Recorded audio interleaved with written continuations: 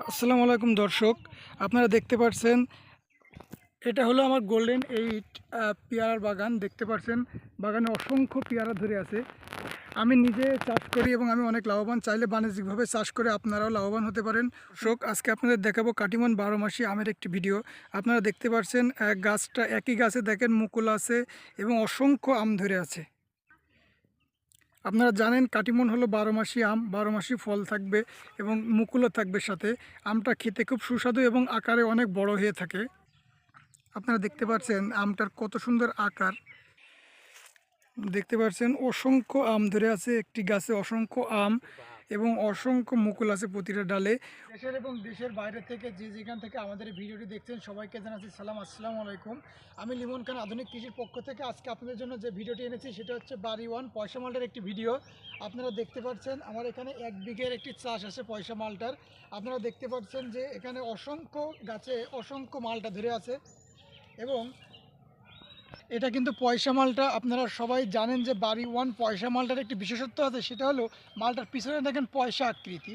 আপনারা দেখতে পাচ্ছেন মালটার পিছনে পয়সা আকৃতি।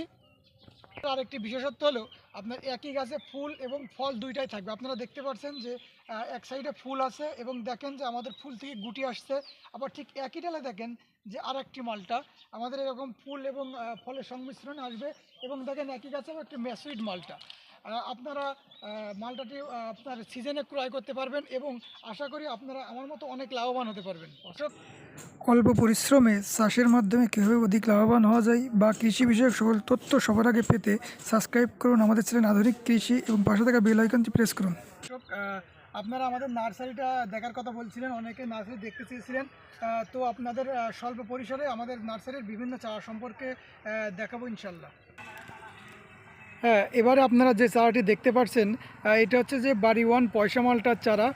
আপনারা জানেন এই চারাটা 1 বছরের ভিতরে 1 থেকে 1.5 বছরের ভিতরেই ফল আসতে সক্ষম ইনশাল্লাহ।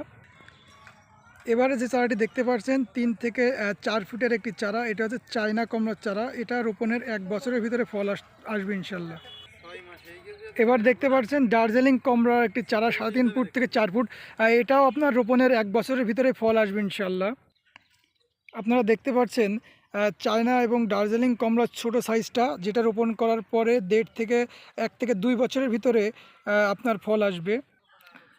এবার যে চারাটি দেখতে পাচ্ছেন এটা হচ্ছে 12 মাসি কাঁঠাল। এটা আপনারা ছাদেও রোপণ করতে পারেন। এটা রোপণের 1.5 থেকে 2 বছরের ভিতরে ফল আসবে। আপনারা অনেকে জিজ্ঞেস করেন যে ছাদে বা মাটিতে লাগালে চায়না কমলা হবে কিনা। আপনারা দেখতে পাচ্ছেন চায়না কমলার একটি গাছ আমার নার্সারিতে এটি রোপণ করা। দেখতে পাচ্ছেন আপনারা গুড়াটি দেখেন, গুড়াটি এটা কিন্তু এখানে রোপণ করা। দেখেন রোপণের 1 বছরের ভিতরে দেখেন অসংখ্য ফল এসেছে গাছে। চাইলে আপনারা ছাদে অথবা যে কোনো জায়গায় আপনারা রোপণ করলে এরকম ফল আসবে ইনশাল্লাহ।